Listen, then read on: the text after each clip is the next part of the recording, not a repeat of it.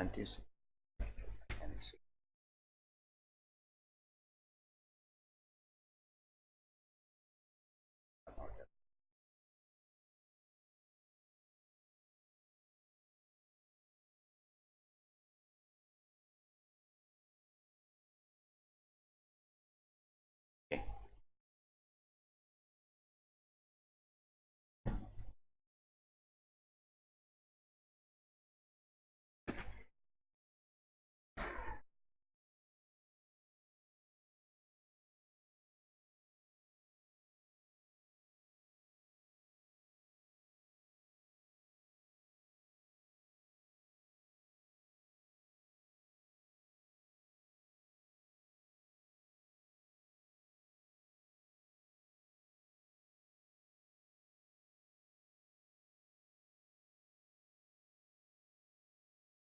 Bismillahirrahmanirrahim.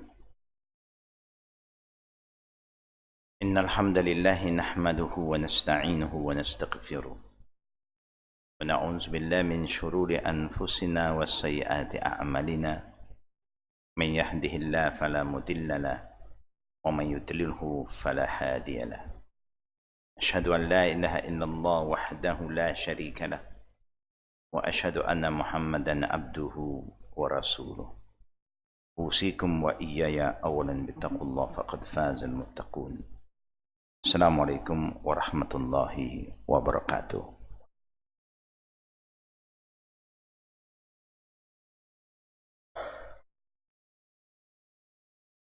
Inshallah, to all the sisters and brothers, let us begin with the morning prayer and also ask Allah Rabbul Alameen to forgive all our sins. The sin of our family, the sin of those who are present here and those who are absent among us. Bismillahirrahmanirrahim. Innal alhamdulillahi rabbil alamin. Allahumma salli ala Muhammad wa ala ali Muhammad kama sallaita ala Ibrahim wa ala ali Ibrahim innaka Hamidun Majid. Allahumma bika asbahna wa bika amsayna wa bika nahya wa bika namut wa ilayka nushur. Bismillahillazi la yadurru ma'asmihi syai'un fil ardi wala fis sama'i wa huwa as-sami'ul alim. Raditu billahi rabba wa bil islami dina wa bi Muhammadin nabiyya. Allahumma zidni ilman nafi'an wa rizqan tayyiban wa amalan mutaqabbala. Ya muqallibal qulub thabbit qulubana ala dinik wa ala ta'atik. Allahumma ighfir li hayyina wa mayyitina wa shahidina wa ghaibina wa saghirina wa kabirina wa zakarina wa unsana. Allahumma man ahyaytahu minna fa ahyihi ala al-islam wa man tawaffaytahu minna fatawaffahu ala al-iman. Allahumma adkhilna jannatak wa ajirna minan nar. Rabbana atina fid dunya hasanah wa fil akhirati hasanah wa qina azaban nar. Wa sallallahu ala Muhammad wa ala alihi wa sahbihi ajma'in. Alhamdulillahi rabbil alamin. Amin ya rabbil alamin. All praise due to Allah Rabbul Alameen for His mercy and blessing and forgiveness, especially in the month of Ramadan.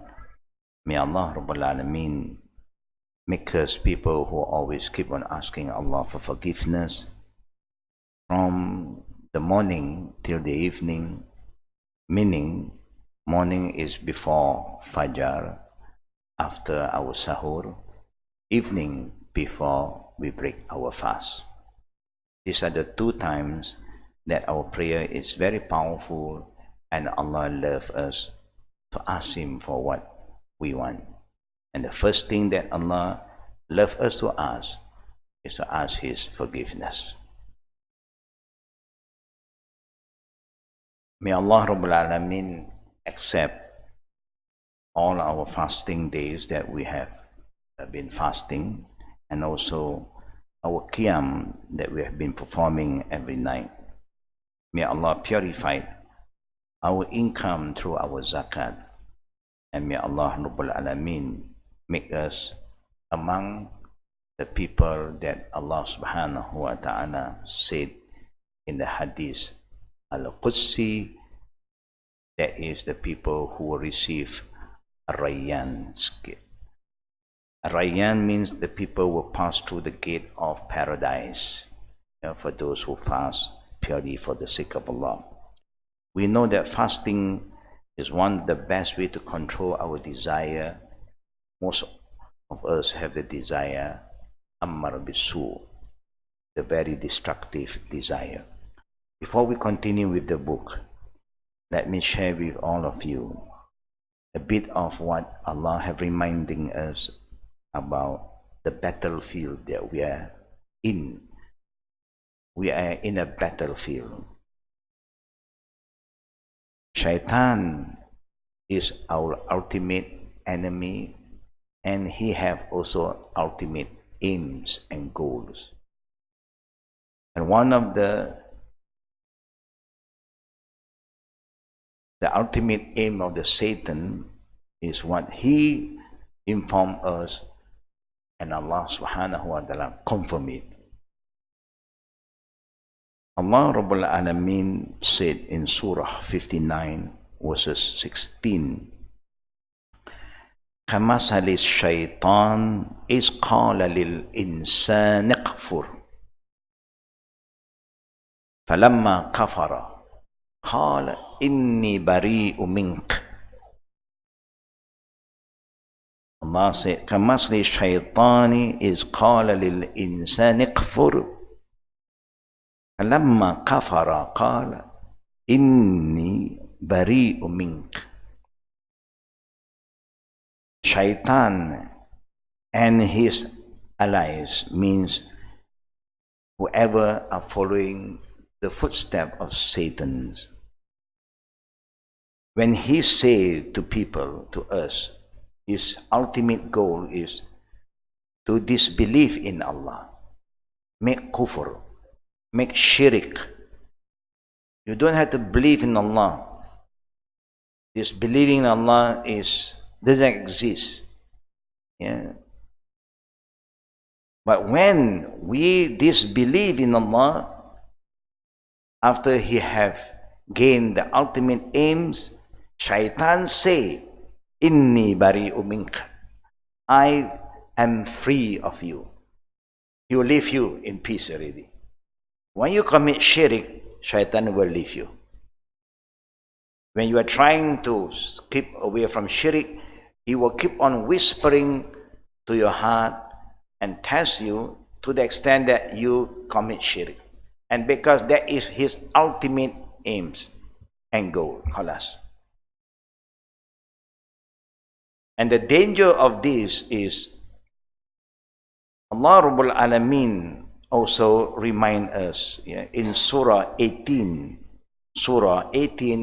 verses 103 and 104. Part of the disturbance of the Satan, قُلْ هَلْ نُنَبِّئُكُمْ بِالْأَخْسِرِينَ أَعْمَالًا الَّذِينَ ضَلَّ سَعْيُهُمْ فِي الْحَيَاةِ الدُّنْيَا وَهُمْ يَحْسَبُونَ أَنَّهُمْ يُحْسِنُونَ صُنْعًا.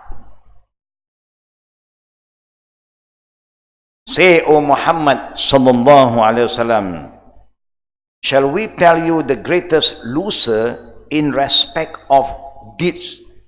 The greatest loser for those who are doing a lot of deeds, doing a lot of amal. For those who have no amal, they are confirmed loser. But those who are still performing a lot of amal, still they will end as the greatest loser. Who are they? Those whose effort have been wasted in this life while they thought that they were acquiring goods by their deeds. They thought that they are going to be rewarded because they have been doing a lot of things. And they think that what they do is good.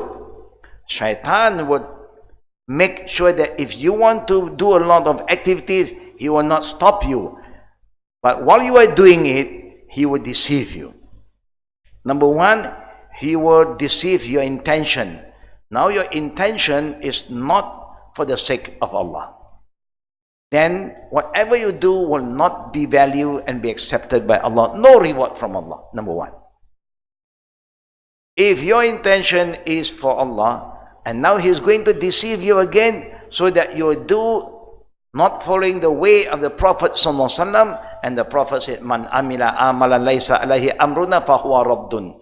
Whoever make an action or an act of amal that is not following the way of the Prophet, then it will be rejected. This is how he worked. First, he will disturb your intention. Second, he will encourage you to do, but you don't have to follow Prophet Muhammad's way. Follow your way. Yeah? And that is how we end up as a loser, like what Allah have informed us. Brothers and sisters, according to what is written in the book that I have with me, we should be talking, continue on chapter number what? Chapter what?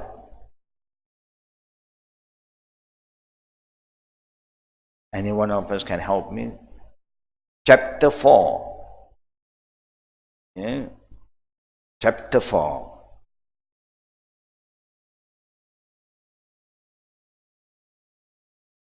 This world is made for trying people. Allah subhanahu wa ta'ala created the heavens and earth, death and life, all for one purpose: to try us and to differentiate between the good and the bad among us. هو الذي خلق السماوات والأرض في 6 أيام وكان عرشه على الماء ليبلوكم أيكم أحسن عملا. It is He, Allah, who created the heavens and earth in 6 days, and His throne was over water, so He may test you as to which of you is better in deeds. Allah knows that we are going to do a lot of things, but He's going to test us whether the deeds that you are doing is a deed that He accepts, ahsanu amala, or just aktharu amala. Ahsan is the good deed, a better deed. Aksar, a lot of deeds, but whether it's good or not, we don't know. Quality and quantity. And Allah continue by reminding us in Surah Al-Kahf, Inna ja'alna ma'alar ardi zinatan laha linabluwahum ayyuhum ahsanu amala. Again, Allah always use the word ahsanu amala. Indeed, we have made that which is on the earth adornment, zina. Anything that we see around us in this world is considered as zina, the dress that we are dressing, all the thing that we are putting on our body, all are zina. So we may test them as to which one is better indeed, ahsanu amala. Allah said again, الذي خلق الموت والحياة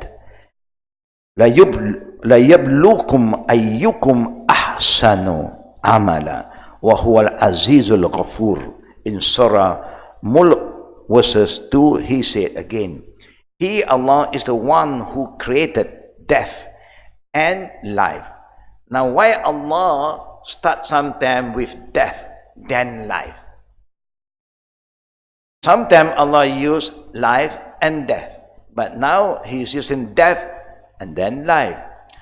Because we were not here before. We do not exist before.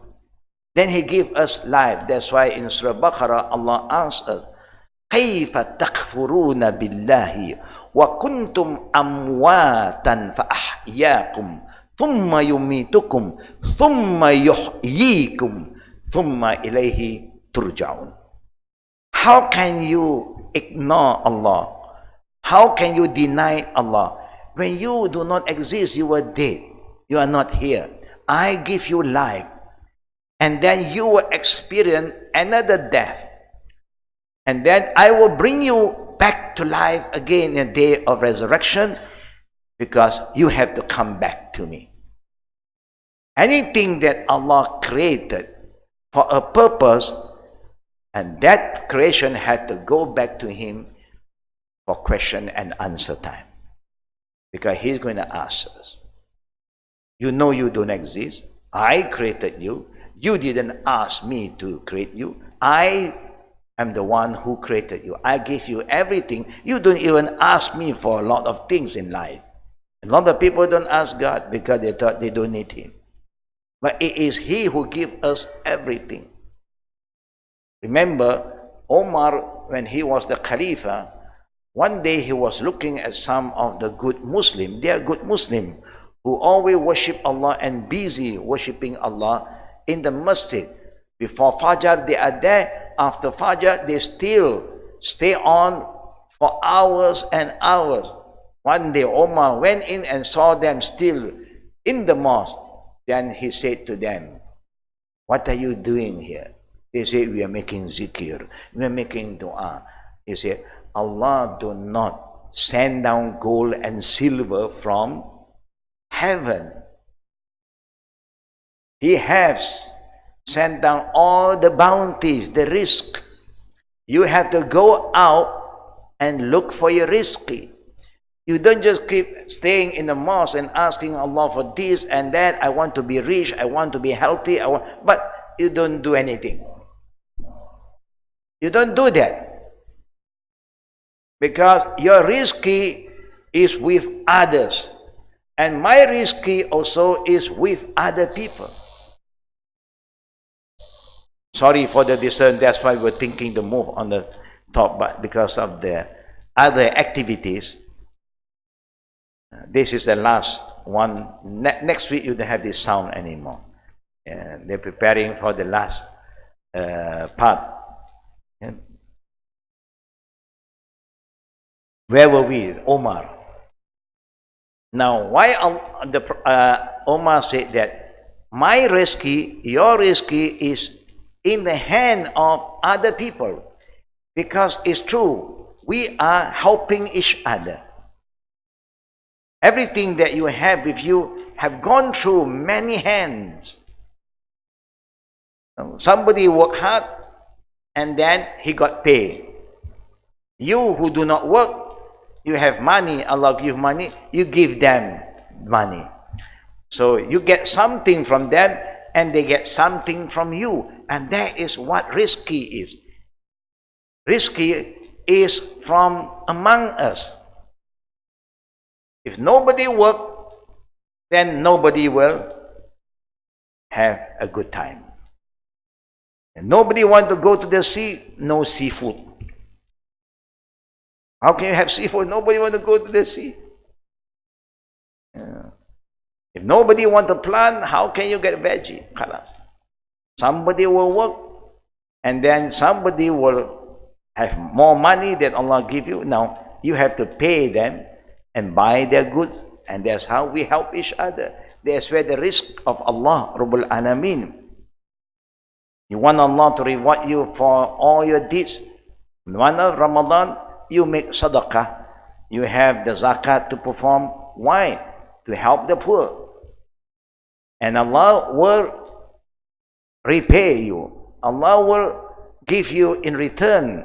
Number one, He will purify your income. Number two, He is sure to reward you kindly.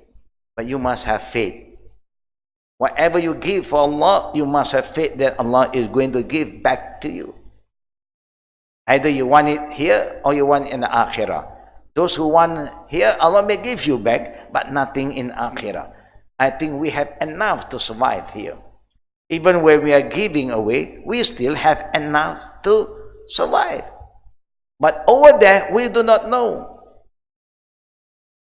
So why not we be wise and make sure that whatever we do, we want to keep it for our akhirah. Yeah, to get all the reward from akhirah. And Allah Rabbul Alameen also remind us, وَهُوَ الْعَزِيزُ الْغَفُورُ. He is the Almighty and the Forgiver. And He say again, وَنَبْلُوكُمْ بِالشَّرِّ وَالْخَيْرِ فِتْنَةً وَإِلَيْنَا تُرْجَعُونَ in Surah Anbiya verses 35. Yeah. We try you with both evil and good. This is part of Qada and Qadr. And to us you will be returned. No one can escape from trials in this life. A believer's trial are light and temporary.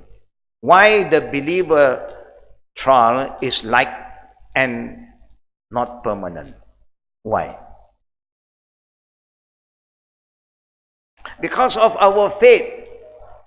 Because we believe in Qada and Qadr, so the test will not prolong, because whenever you feel the pain and when you accept the Qada and Qadr, the pain will just go on. You will not be depressed anymore because you have believed in Qada and Qadr. You will be depressed when you keep on thinking about the suffering that you are going through, the pain that you are having. Who want to have pain in life? Nobody wants. Everybody wants to be healthy. That's why we are eating a lot of good food, yeah, a lot of supplement. Whether it's working or not, no one knows. Yeah. The seller will say, "Oh, this is so good. This is so good." There's so many people who also share their good news, but we do not know who are all these people. Whether they are also the salesmen. Only Allah knows.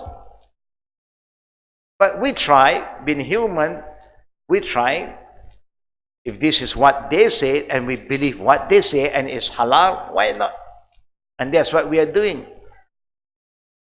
In our body, only Allah knows. He controls every organ inside us.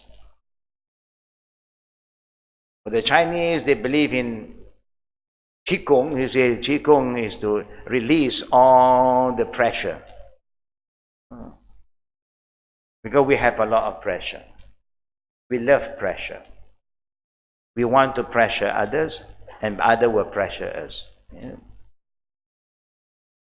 Now, when you have Qada and Qadr with you, you try your best. When something happens, of course, you feel upset for a while. Why me sometimes? But don't entertain. You remember the dua that the Prophet always remind us to recite? What is that? When something bad happens, what do we say? Qadr Allah wa ma sha'a fa'al. That is how you counsel yourself. That is how you just control yourself by saying Qadr Allah wa ma sha'a fa'al. Oh Allah, you are the most powerful. You can do whatever you want. So I will accept it. But I will try my best to do what you want me to do. If you want me to do good deeds, I will do the good deeds. Good deeds, your intention for Allah, the way you act on your good deed, you follow the way of Prophet Muhammad sallallahu alaihi wasallam. Then only that deed will consider ahsanu amala, amalan saliha. We are performing Qiyam Ramadan every night. I don't know, but the info I just received this morning, they say Ramadan night, most of the masajid is packed, alhamdulillah. And then cars, no, like here, so you have to be careful where you park, you know. There's a lot of double, triple parking. And then according to them this year, Masjid Wilayah, come up with a better idea, how to organize the parking by offering you those who want to perform 8 rakaat, you park this area. Those who want to go 20 rakaat, you park this area. So those who are leaving early, you park outside. There will be a special parking for 8 rakaat jama'ah. It's wise, huh? But alhamdulillah, we also experience the parking. But when you are here for the sake of Allah, you are not rushing. Nighttime is the best time for you to reflect, for you to increase your reward by qiyam, and also by enriching yourself with some knowledge. There's nothing for you to rush. We have been rushing all the time. Outside Ramadan rushing, inside Ramadan rushing. We are the rushing Muslim, The not yet Muslim have been rushing over all the time because they want dunya. We also are just like them. I've seen a lot of my friends who have migrated to Australia. They say because the life over there is more balanced. They have family value. Here, rushing. In Singapore, day in, day out, money. They have no time for family. Over there, evening, everything closed. Here, that's why our country is rich with food, You have 24 hours, nasi lemak, teh tarik, roti canai, chapati, you just name it, still there, Allahu Akbar.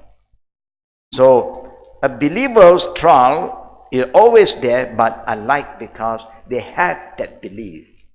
They accept it and they move on. For a non-believer, they will keep on, feeling bad and complaining. We have nothing to complain. We accept. When you accept, you just have to move forward. You don't accept and don't move. Sudah, sakit, suka. Look for medication. Ask people who know. Go and see a doctor. That's how we move on. Because of the faith we have. Then Allah protect him.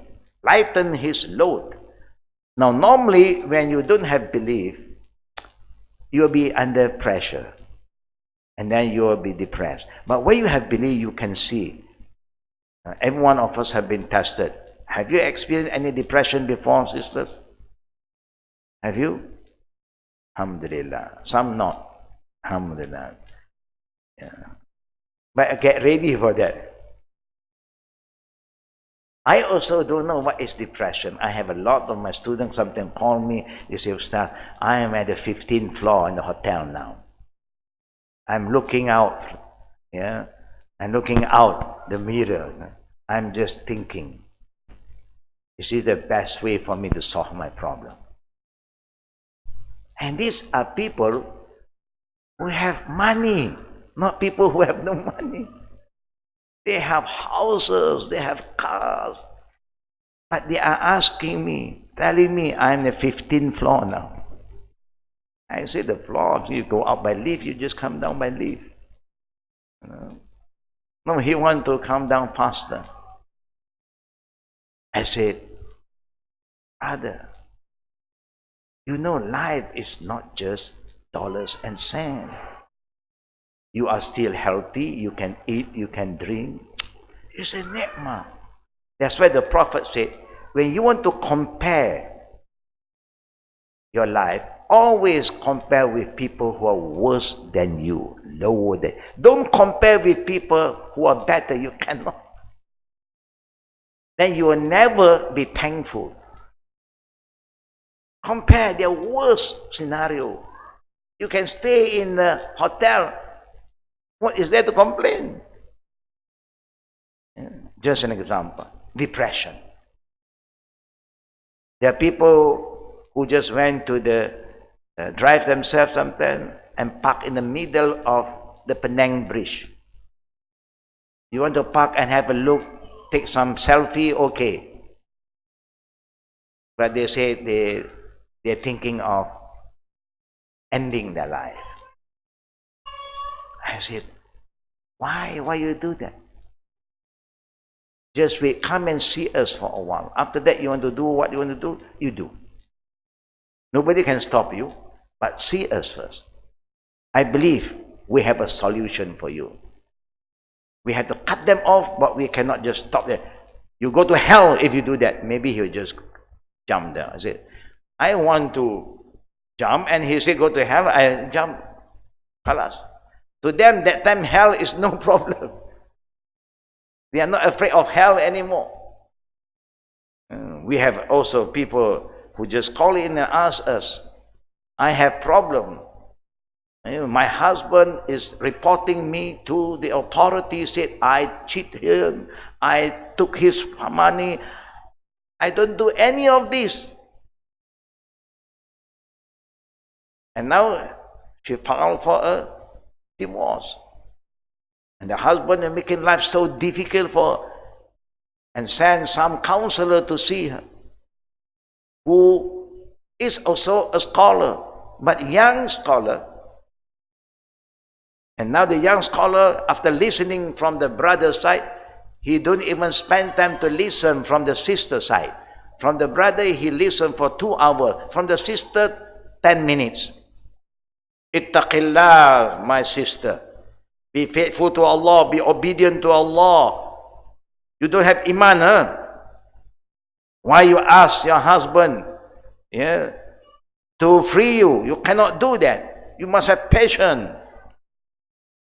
You know what this sister said? Is if I am not a Muslim with iman, I will leave Islam because of what you say.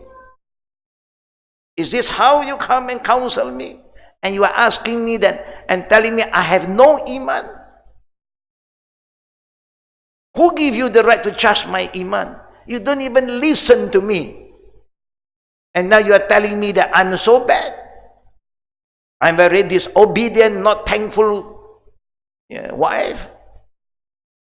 Do you know most of the expenses in the family is from me? Do you know? Did my husband tell you that? And now he's going to expose now. Alhamdulillah, at the end. But she told me, see, if I don't have iman, I will even throw my hijab, what is this? Because we give them the wrong advice. Yeah.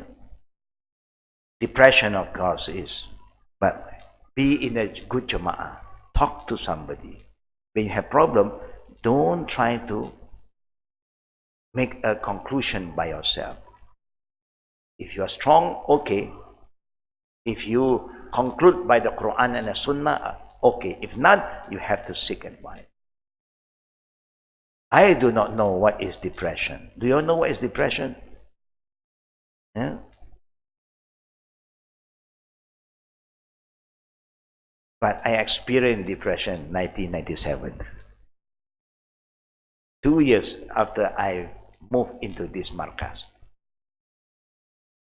That was very, very hard for a while. I have sleepless night, thinking, why? How can this thing happen?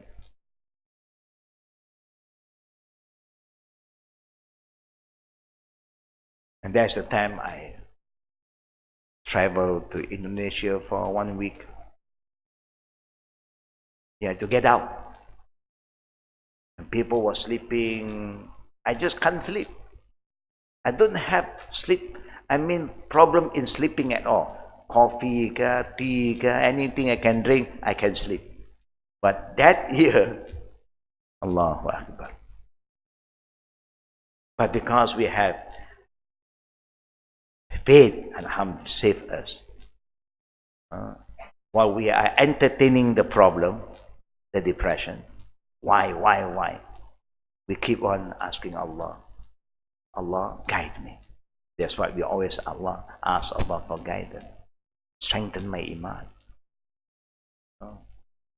Why? Because all our saving we invest, and something happened. Where do we invest in our house?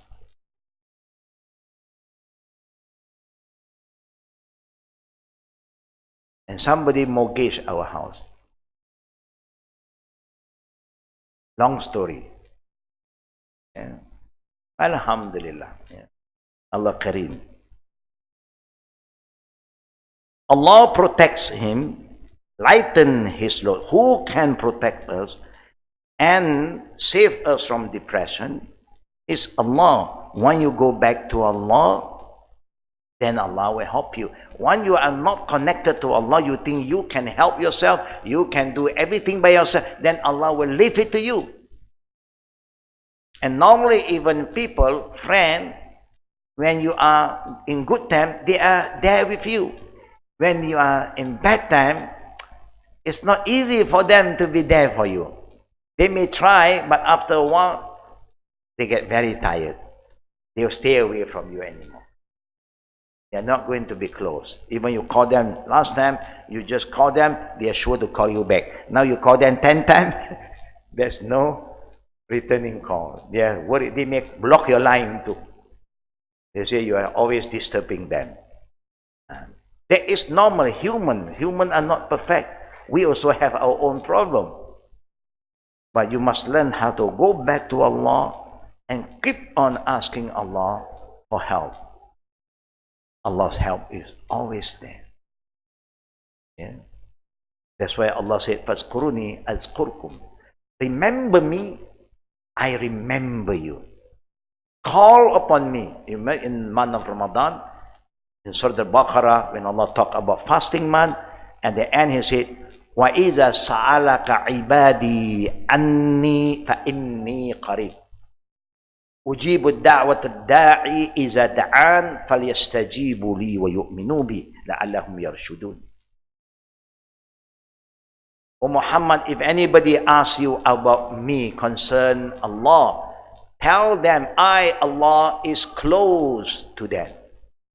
Allah is telling us, I am very close. Without you asking me, I know what problem you have. If you ask me, of course, it's my mercy. I love to give. But you must ask. And also you should reflect. Is there anything that you have done wrong?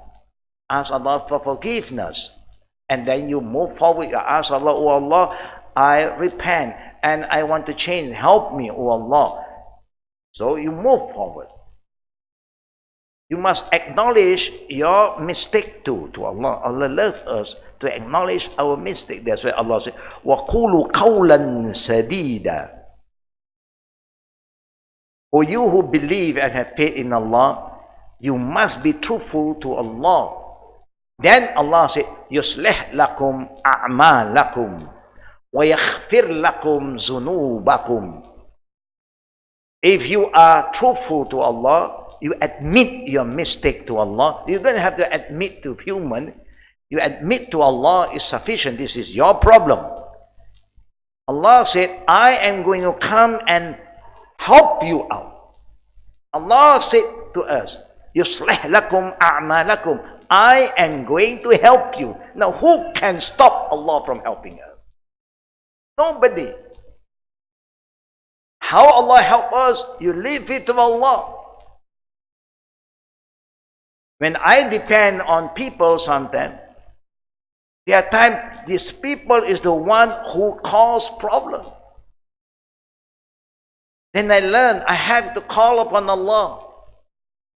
Then Allah show me.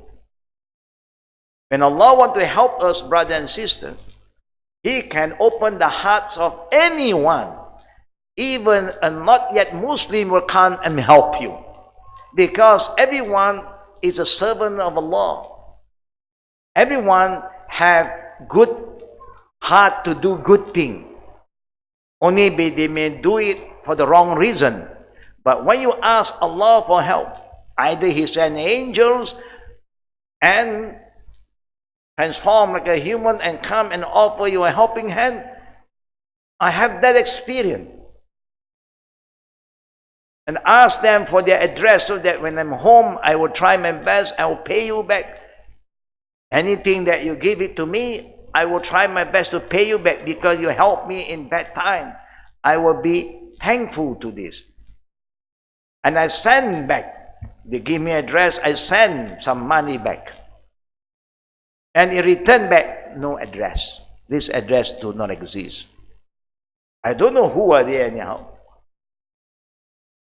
Allah help is very unique. You just have to have faith and call upon Him. But we may fail. We go to look for Bomo now. And when you go into Bomo, you know Bomo, Allah. You know, you go to a specialist, sometimes the specialist also cannot tell you what sickness you have. But you go to Bomo, before he check, no scanning, no x-ray, he will tell you everything. You have this, you have this, you have this. Astaghfirullah. Make us more worried, more depressed now. I thought I only have one problem.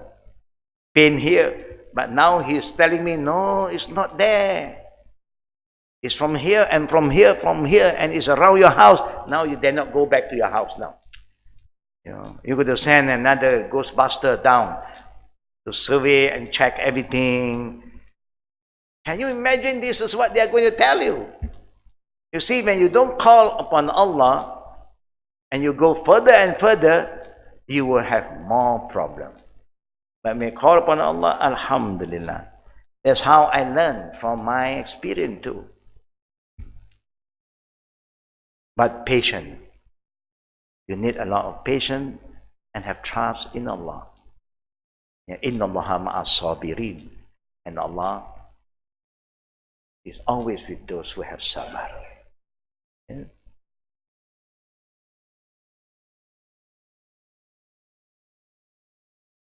Allah grant him patience, sabr, and submission. That is his fitan, his trial.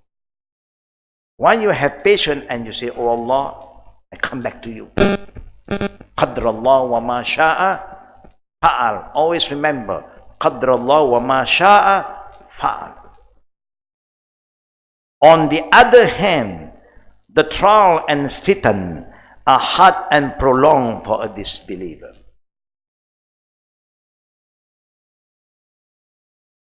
Sometimes being human among young couple also will be tested by Allah.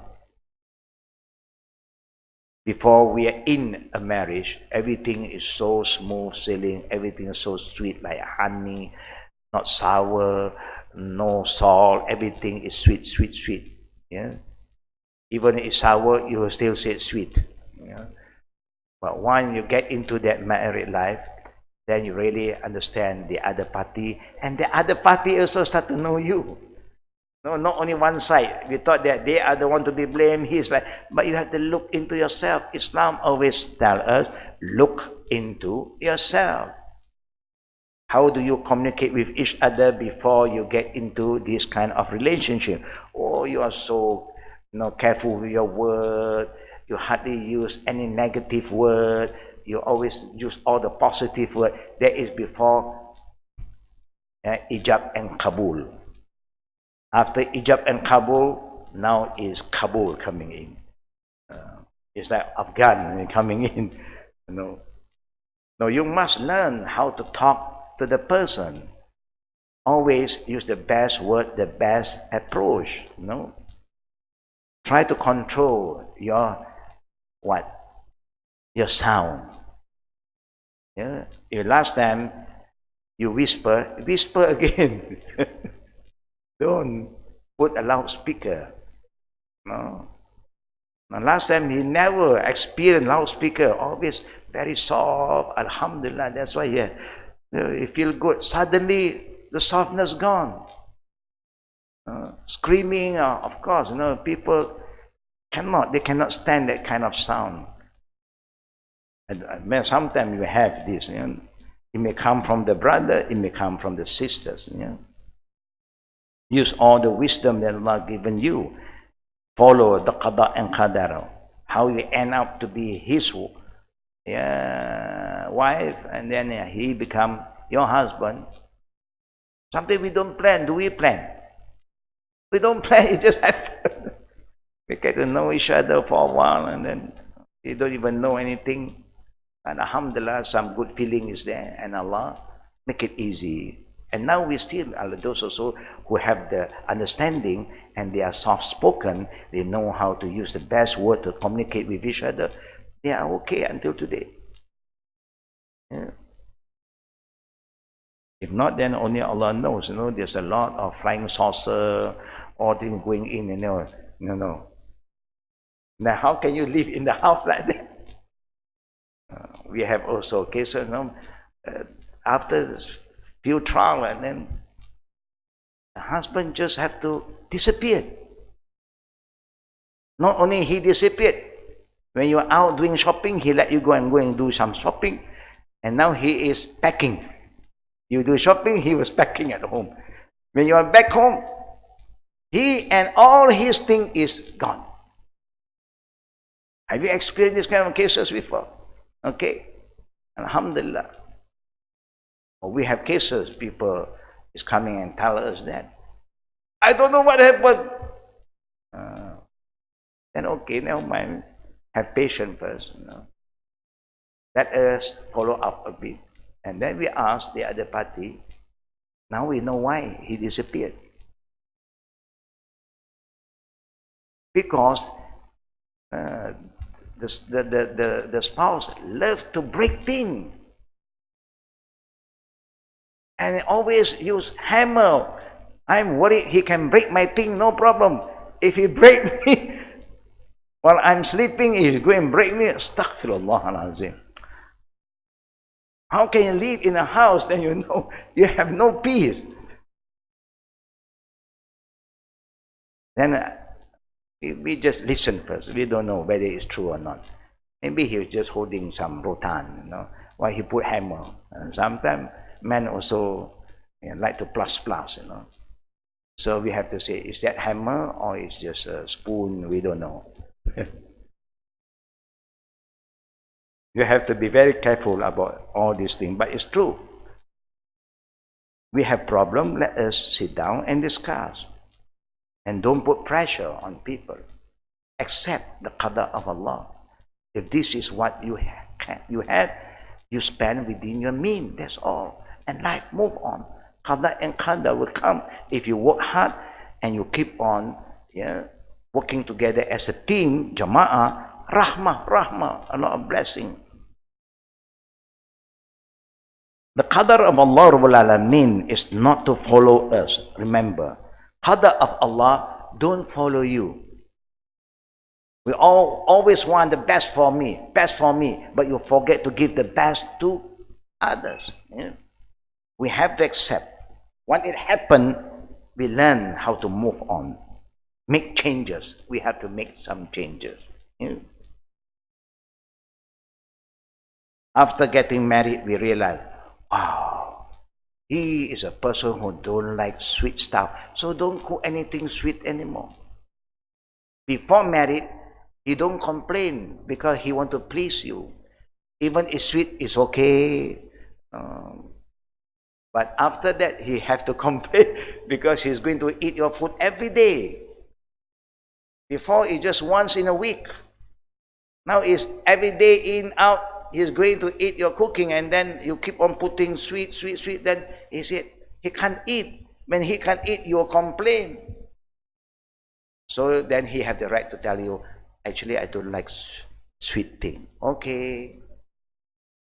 Now you know how to make adjustment. But I love sweet. Never mind. You love the sweet one, you cook separately, put extras, sugar, and his one, just make it normal. And that's how you move on. You don't say, what can I do? My husband, this how my cooking is. I don't know. How can you say you don't know? You can make changes. If he don't want salt at all, don't put salt. You have ketchup outside. Why is it so difficult?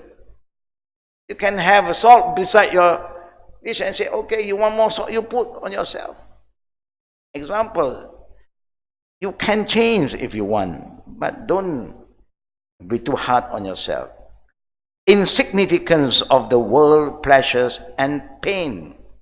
Both pleasure and pain of this life are nothing but a passing illusion, not for long. That will soon be replaced by the eternality of the hereafter. Anas reported that the Prophet ﷺ said to us, I just quote the meaning, on the day of Qiyamah, he who deserved hellfire and had lived most luxurious life in the first life here will be brought before Allah. Of course, everyone will have to stand in front of Allah. He will be given a taste of hell and will then be asked, O son of Adam, have you ever witnessed good or enjoyed pleasure? He replied, no. By your glory, my Lord, I have never witnessed good or enjoyed satisfaction. These are humans who are not grateful. He still want to complain to Allah in the day of judgment.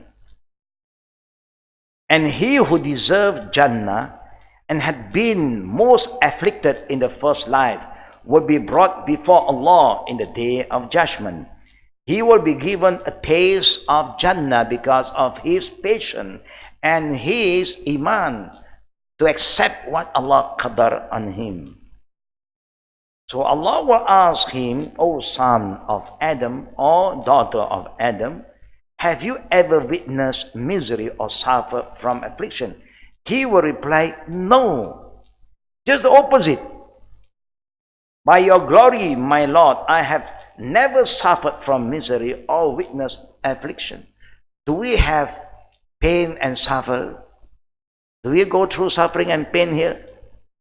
But because you have the iman, you know how to overcome that. It's just for a while. You know, when you keep on pain and pain and pain, after you learn how to control pain, the pain will not be there anymore. Even it's there because you have learned how to control pain. You just have to get used to it. Of course, you don't just control like this without trying what you have to do. Go to seek for any advice, anything. You have to go for cupping, go for cupping. You have to go to massage, you go to massage. You have to go for anything. Do your level best as long as it's halal. The only thing, don't go and see bomo, khalas. Go bomo, from physical pain, they give you mental pain. And you have heart pain now. Now you start curse people now. You tell that guy, that is the one who do it to you. Now, for nothing you hate that guy now. Then now your jinn is working very, very hard with his jinn.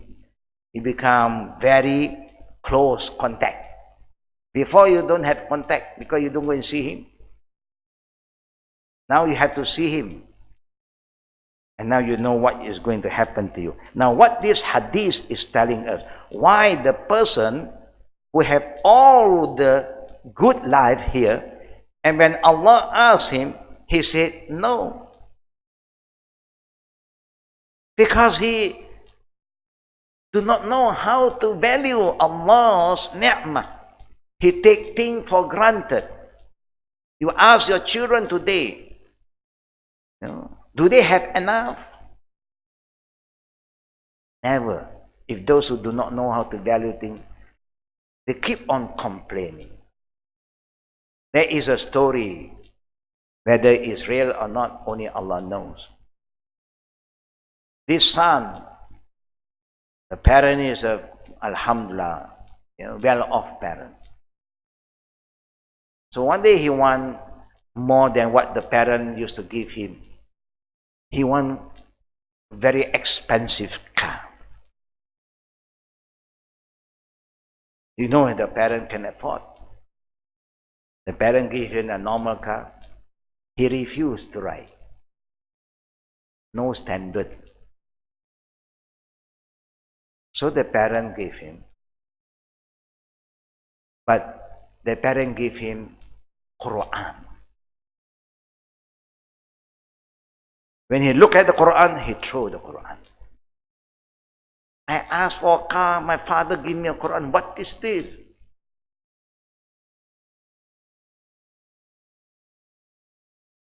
When the father passed away, of course, he don't even attend the funeral. He gets so upset with the father. But now the father is no more there. So he came home to visit the mother. The mother was very upset. And then said, no, I get very insulted my father because this is how he treat me. I asked for a car and he gave me Quran. The mother said, go to your room.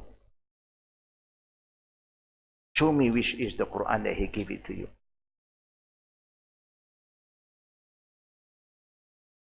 And then he went in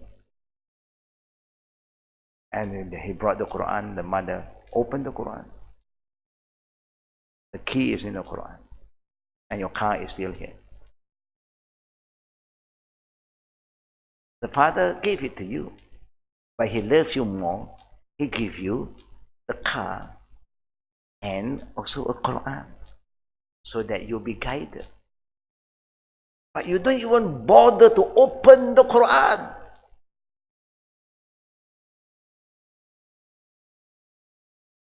And this thing can happen in life. Because our value is different. Just be thankful to Allah. Sometimes got people, he was looking kaki and you give Quran. Because he don't value it. Now the key is inside the Quran. Allahu. Now he regret.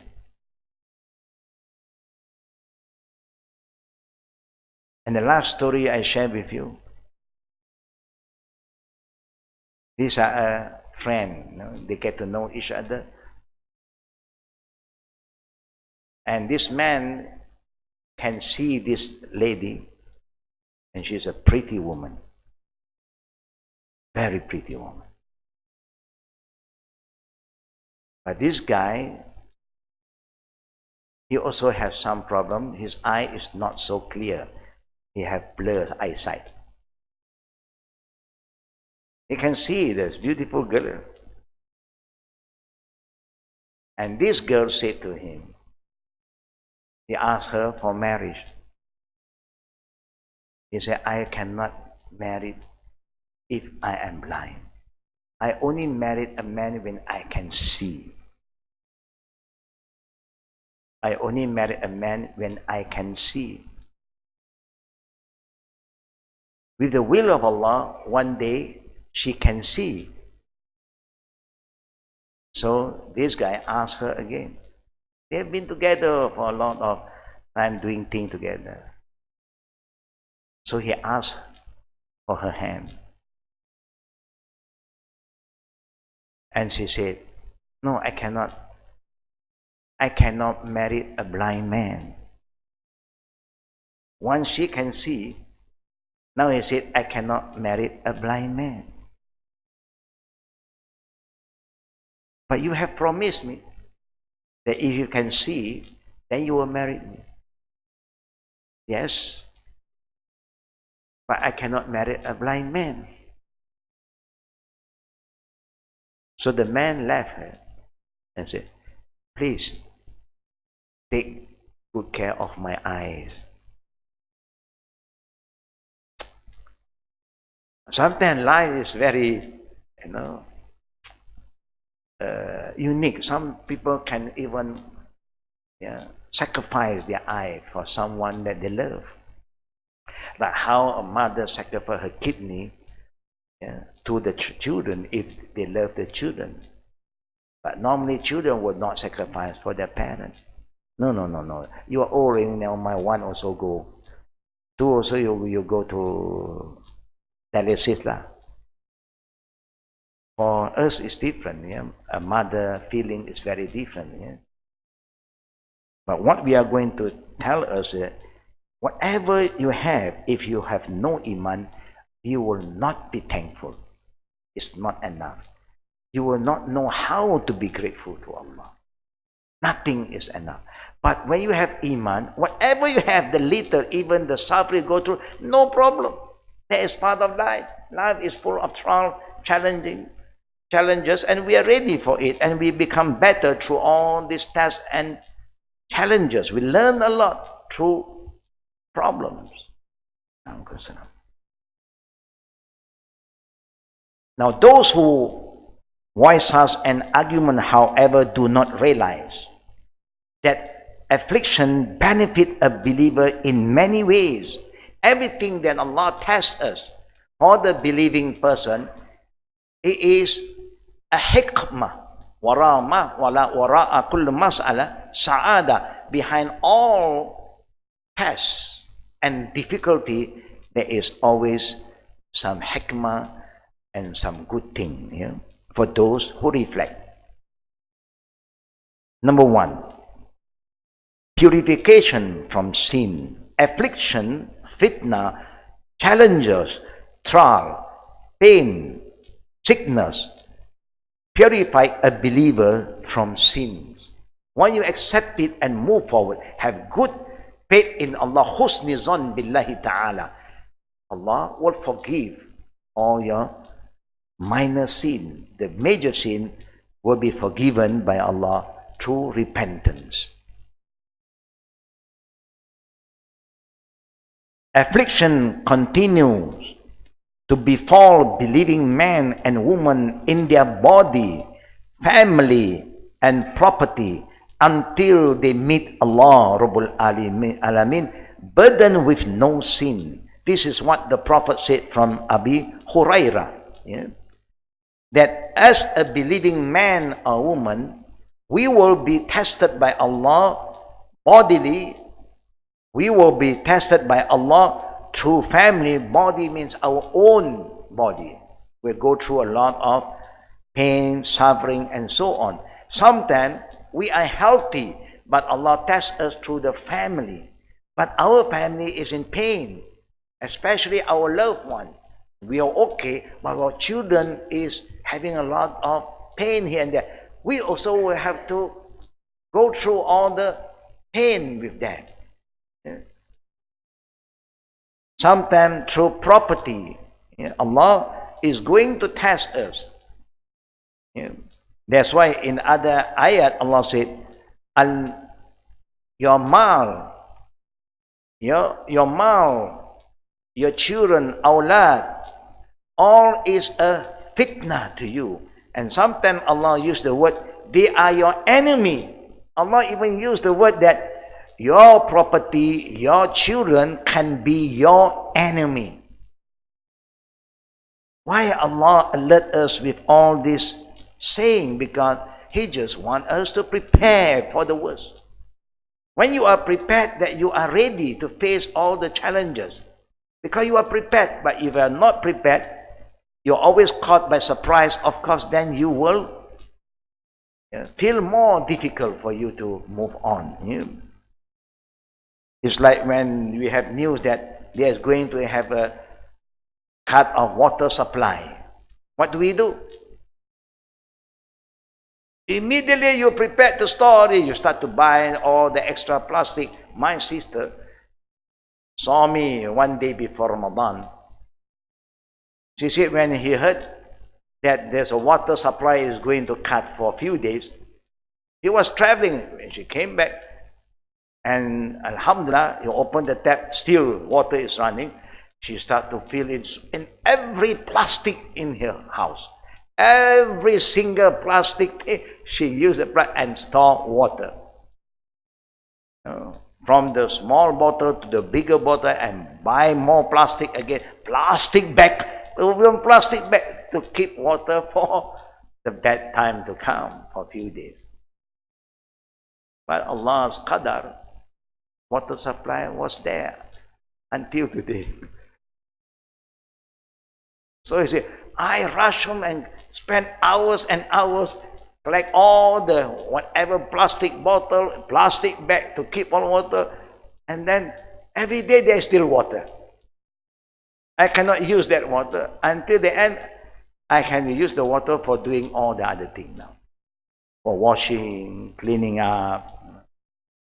And this is what? Part of Qada and Qadr. The news said, this day, this area will be cut. But this is what humans say. But Allah may make it easy for them. They start to repair something here, something there, and the repair work was so easy. Just few hours, alhamdulillah, they can manage. This is part of Qada and Qadr. But is she doing the right thing? Of course. But you don't get upset later on. But she was upset. I say, you don't have to be upset. You can say, make use of the water. No, I spent hours and hours, man. What kind of announcement? What are they doing, this department is not responsible. No, don't. But if it happened, what are you going to say? Oh, I'm so blessed. No, I prepare everything. This is part of Qada and Qadr. The last hadith I like to share with all the good sisters and brothers for today's class on Qada and Qadr. Abu Sa'id al-Qudri radiallahu anhu reported that Prophet Muhammad said, I go through the meaning, when a Muslim is afflicted with hardship, sickness, worry, sadness, harm, or depression, even if it's something as trivial as a thorn's prick, it's trivial, that means so small, Allah expiates some of his sin by it. By having patience, accept Qada and Qadar, Allah forgive your sin.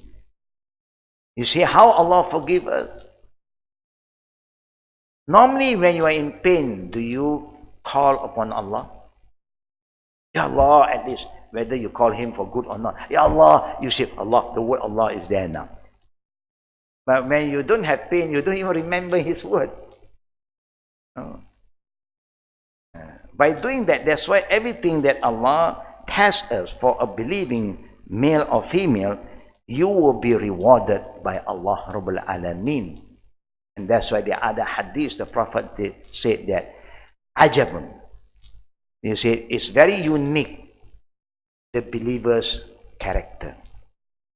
Anything good happened to him, shakar. He never forget to be thankful and be grateful to Allah. But a lot of us are showing our gratefulness just lip service. Alhamdulillah. But no, a true believer, when anything good happen, he will do good deeds. He engage himself or herself in doing good deeds, charity work, to show that he or she really thank Allah. Not by just lip services. And then when something bad happened to him or her, sabr. He have patience. He reflect and call upon Allah. وَاسْتَعِينُوا بِالصَّبْرِ وَالصَّلَاةِ, Allah said. Ask Allah for help through patience. And then through your prayer. So both benefit the believers. Something good happened, it benefits you. It never makes you forget Allah because you are thankful to Him. It never makes you proud and arrogant because of what you have. It makes you more humble, alhamdulillah.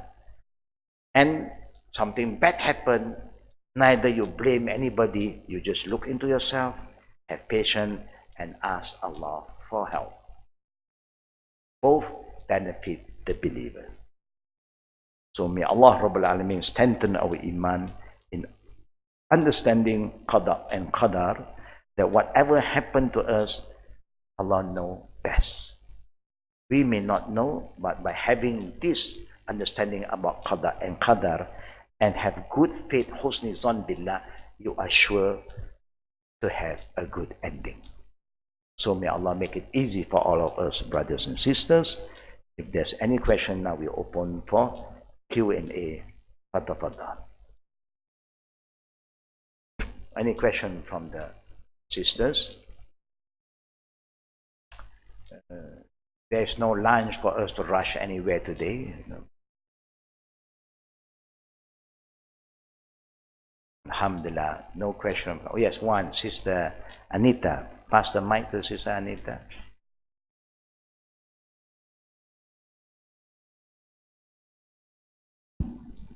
Fadal. Assalamualaikum Ustaz. Waalaikumsalam warahmatullahi wabarakatuh. I just want to confirm in the month of Ramadan, there's no solat, any other solat but solat tahajjud.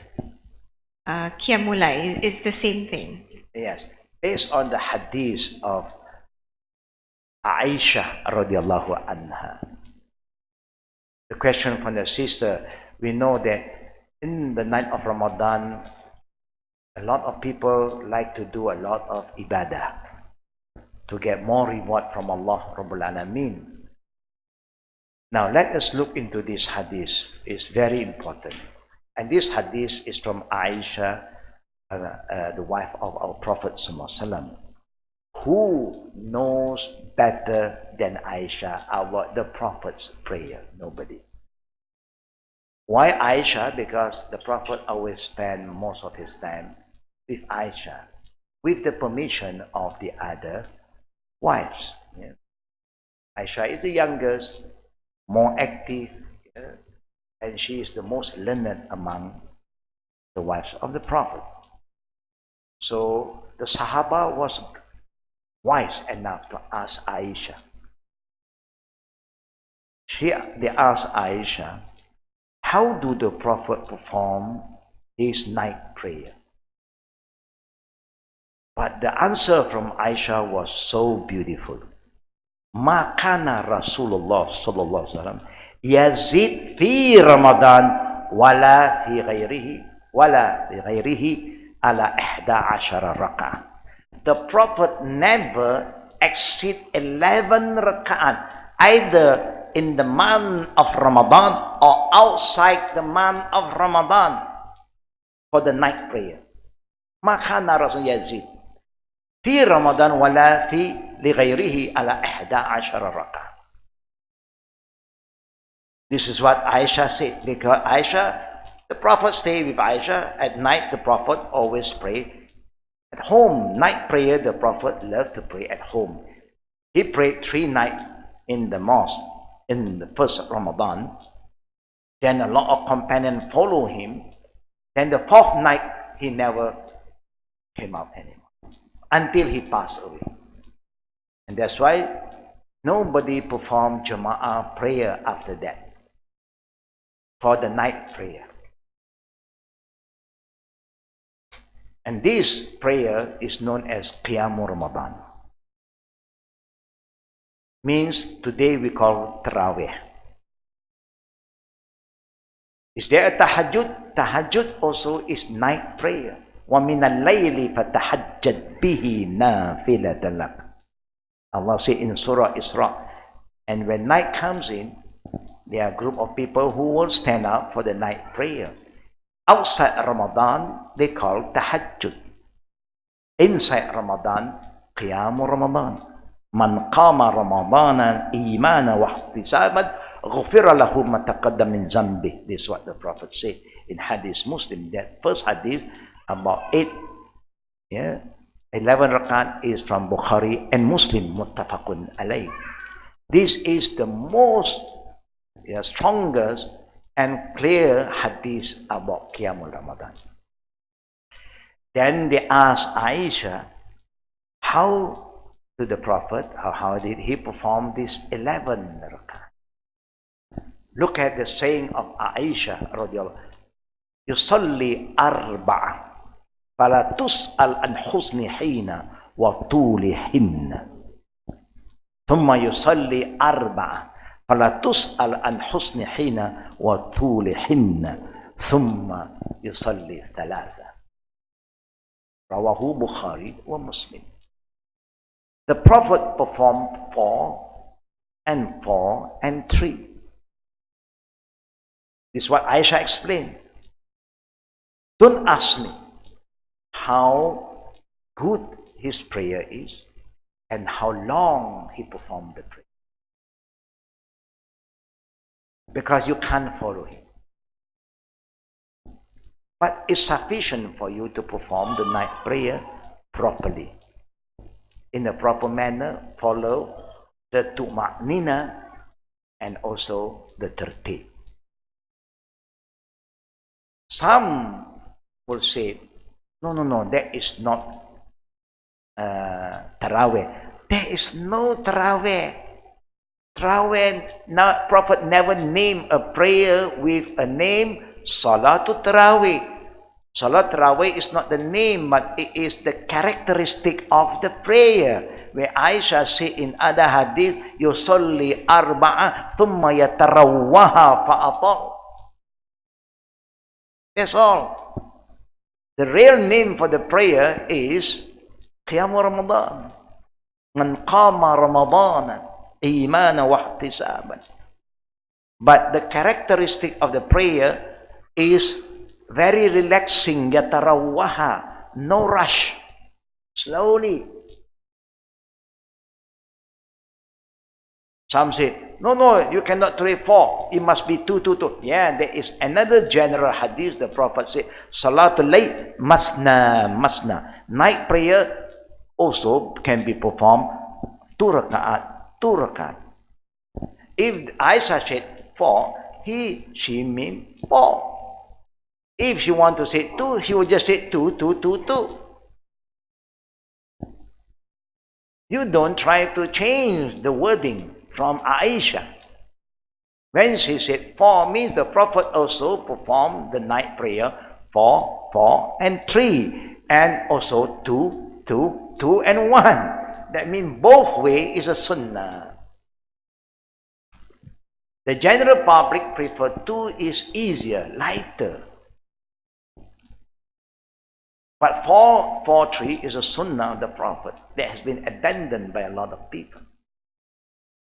So if you encounter people perform 4, this is one of the way of the Prophet. But don't rush. Do it with tuma'nina. It's like when the Prophet performed Zohar. How many raka'at? How many raka'at is Zohar? 4. Can you interpret 2? When 4, don't change the number that is been fixed. But if you want to go 2, there's another general hadith, no problem. We have no problem with that. So after that, no more. So what to do if I stay awake? Read the Quran. Qiyam Ramadan is not just prayer. It can also, you stay awake, recite the Quran, make zikr, reflect, plan for the benefit of the ummah. When you spend your time at night to think about the affair of the ummah, you get great reward.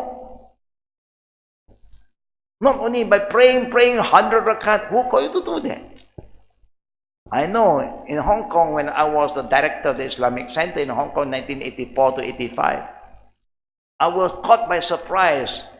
There was one night, this center had 8 floors. Only 2 floors for prayer. One for the male, one for the female. The rest, office and other, Dewan and so on. But there was one night, the 8th floor is full. And they perform prayer 100 rak'at. 100 rak'at. After Isha, they start Tarawih, and after that they make the Salatul Tahajjud and Qiyamul Layl again for 100 rak'at. That means they are there for the whole night until Sahur. Now this group of people, I only see them, most of them, 80% of them, I see them that particular night. After that night, they are like angels disappear, no more. Ghaib. And then I was trying to ask them, where do you all get the idea to pray 100 rakat? They said, Qiyamul Layl. But the Prophet have shown you the number of rakat. No, you can do, because everybody said you must do a lot of ibadah. And because that night to them is Laylatul Qadr. They fix Laylatul Qadr. The Prophet also never fixed when is Laylatul. We fix Laylatul Qadr. We know Laylatul Qadr more than Prophet Muhammad sallallahu alaihi wasallam. And then the worst thing is that majority who come and pray are Chinese Muslim and Pakistani Muslim, Indian Muslim. And these three group of people are very active in business. Chinese are very active in doing business. Pakistani the same, Indian is the same. So after that night, you don't see them, most of them. Then when you ask them, they say, that night, 100 rak'at plus Laylatul Qadr. How is the reward? Khairun min alfi shahr. Laylatul Qadr is better than 1,000 nights of prayer. After that, I don't have to pray anymore until next year. Because if I calculate, businessmen like to go for calculation. 1,000 man. How many years? How many years? 80 over years. You know my reward in advance. More than 80 over years. I don't even believe that I'm going to live until 80 more years to come. So, sufficient for one night of Qiyam. No more Qiyam after that. See them next year, night of Laylatul Qadr. They come again. No, you don't do that. Anything to do with ibadah, you follow the way of the Prophet. That would be the best. You got that, sister? Yeah, that's how it. Don't have to add anymore. If you still want to do other ritual, you read the Quran. Okay, Ustaz, just to clear, because another Ustaz mentioned that tahajjud and Qiyam is the same prayer. Separate prayer. They say it's a separate prayer, so I have confirmation on that. Correct. Secondly, regarding the night prayer, you mentioned it's either 4 raka'at or two. Yeah. So, Prophet also has done that in Ramadan. Correct. Also, for witir, it's 2 and 1, it's okay also. No, 2, that means you must understand why. If you look at the hadith, this is what we say. Go back to the hadith of the Prophet on witir prayer. Don't mix, yeah? We mix the thing up, that's why we get confused. Go back, when you talk about witir, is another prayer, true or not? Now, look at the hadith of witir. When the Prophet talked about witir, then he mentioned 1 raka'at. Witir is odd number. 1 raka'at or 3 raka'at or 5 raka'at. This is what the Prophet said. Awtar biwahida or thalasa or khamsa. That prove that is what witir mean, odd. Only when you pray 3 raka'at, you don't pray like Maghrib. Maghrib have 2 tashahud. So the Prophet will keep on standing until the last and 1 tashahud for the 3 raka'at, 1 tashahud. Now, if the person pray 2, 2, 2, 2, the real witir is 1. But what happened, a lot of us mix the last 2 witir and then plus 1 witir. You understand? Those who do 2, 2, 2, the last 3 witir, they divide into 2 parts. 2 first, niat witir, and then 1 also witir. What is witir? Odd number. When you pray 2, Is that odd or even?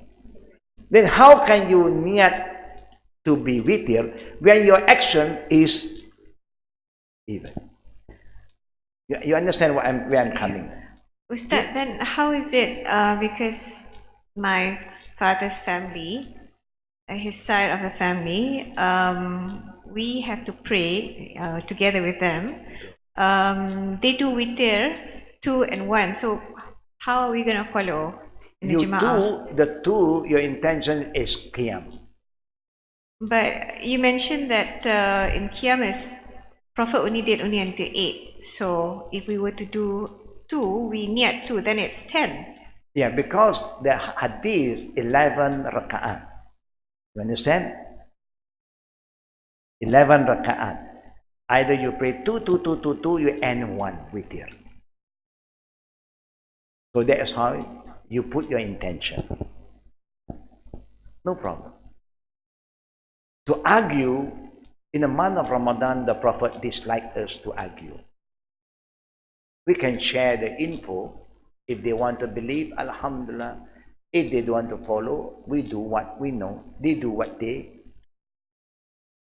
Sometimes, when come to ibadah, we have to be very, very careful. We try to follow the way of the Prophet. If they want to follow the Prophet, Alhamdulillah. If they refuse, you understand that? Yeah? Naam. 1, 2, la. Bas. Assalamualaikum, Ustaz. Waalaikumsalam warahmatullahi Just now you wabarakatuh. were telling us that if you have done that qiyam, that is the tarawih, as the Malay term. Okay. So what about in Mecca? There's no, there's no more like night prayer. Okay, what about in Mecca? The last 10 days of Ramadan, they did the tarawih, and at the same time they will do the qiyam. We are very confused, majority of us. I would recommend anybody who go for Umrah in the future, try one night. Try only one night. Don't pray in Haram. You pray in other masjid. Go and pray in other masjid.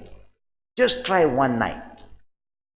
You will see nobody perform more than 11 rakat. But Haram is unique. Unique in what? Because you keep on having new people arriving for the Umrah, no? So you have 6 Imam in Haram. Every Imam will come and lead not more than 10. And the next Imam will come in. And then after that, those who will come midnight, they are still praying the same prayer, but different Imam. Why they do that? Because new people just arrive for Umrah and so on. They may not want to miss the night prayer, so they can participate again. You understand that? We don't understand a lot of things. If you are alert, you try to follow the Imam, the first Imam, listen to his voice. After that, after 10, Imam change. A different Imam come in. Everybody will do 10, and then they'll make one video. Just to share with you, I know a lot of people may ask this and ask that. What is our answer? Yeah. Okay, Ustaz. Is that wrong if I've already done earlier after Isha with the Imam of Mecca, and then I still go for the night prayer and as much as they did lah? Yeah, that's what I'm saying. We thought that to keep yourself awake at night only through prayer. No. Ibadah is not just praying. Even you are reading the Quran, reflecting in the Quran, or you are planning, like I said, how to better yourself and how to help others. You plan. All this is an act of ibadah. But our understanding of ibadah is always focusing on salah. Where ibadah is everything that is pleasing Allah.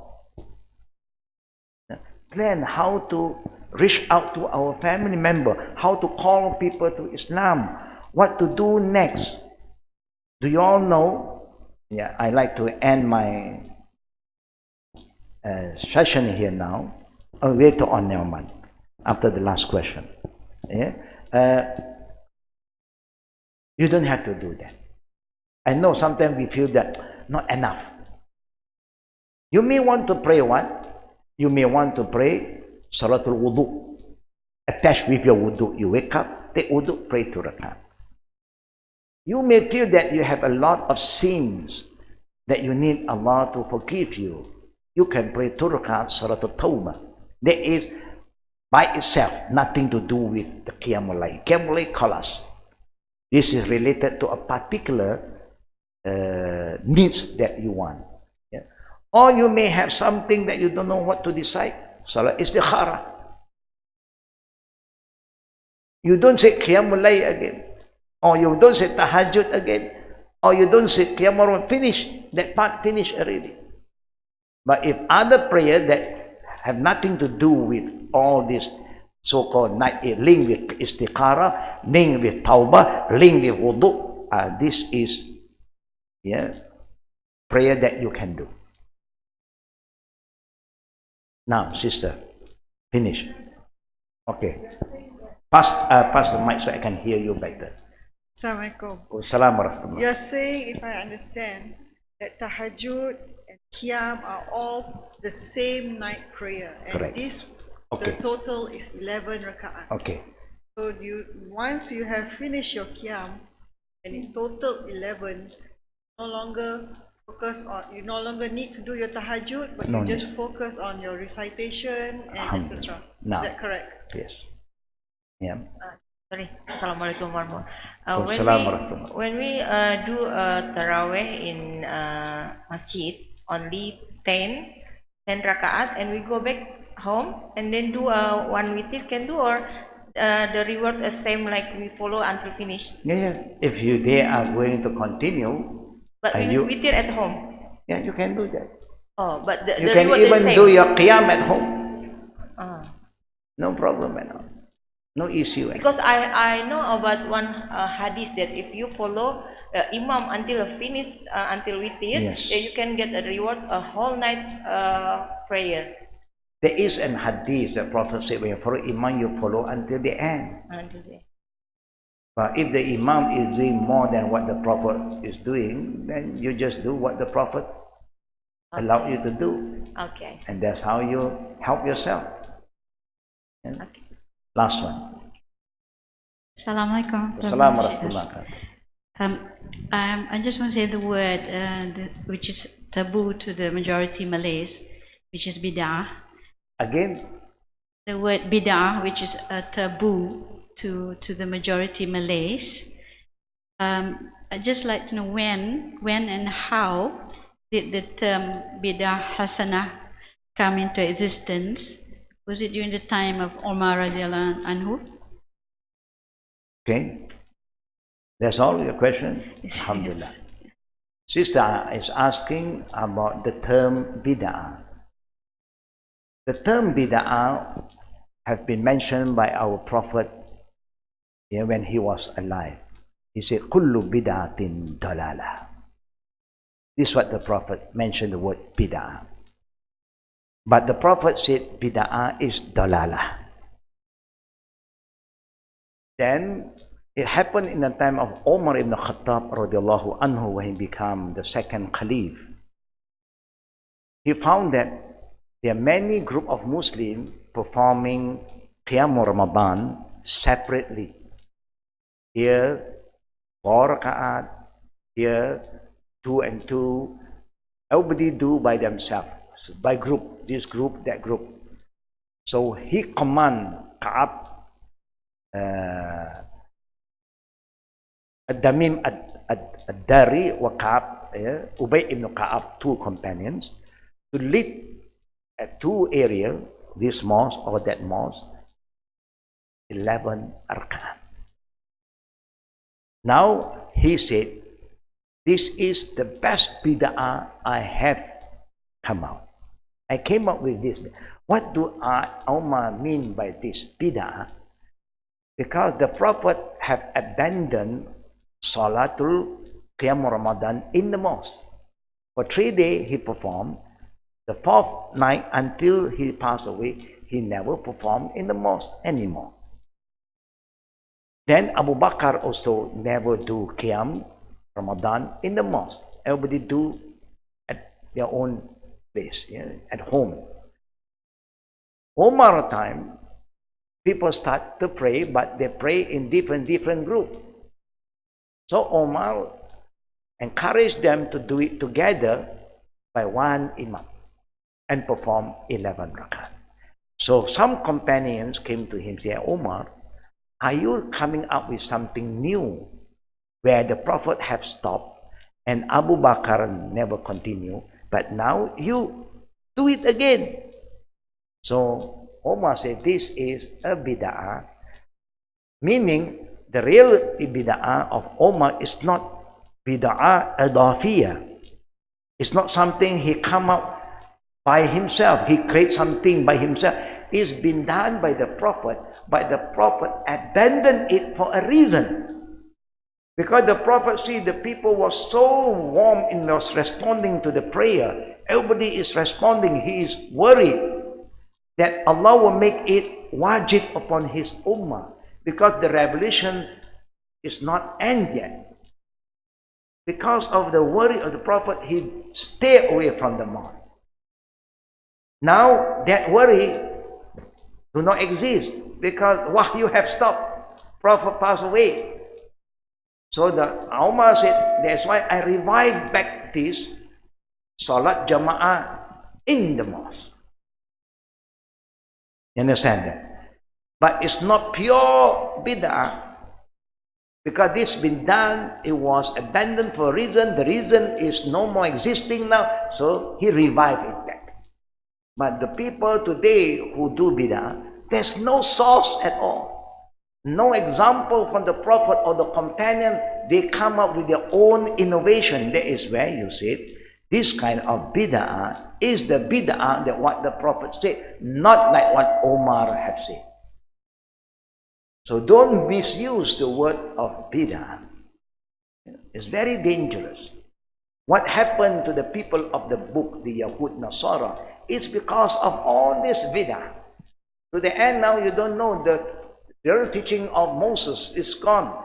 The true teaching of Jesus is gone because they have plus and add. Now they don't even know which one is from the Bible, which one is from Jesus, which one is from Torah, which one is from Moses. No one knows. Yes, it. The rabbis say, the Rahban say this. This is what really happened to all of us today. So we don't believe in that. Nabil, cut off.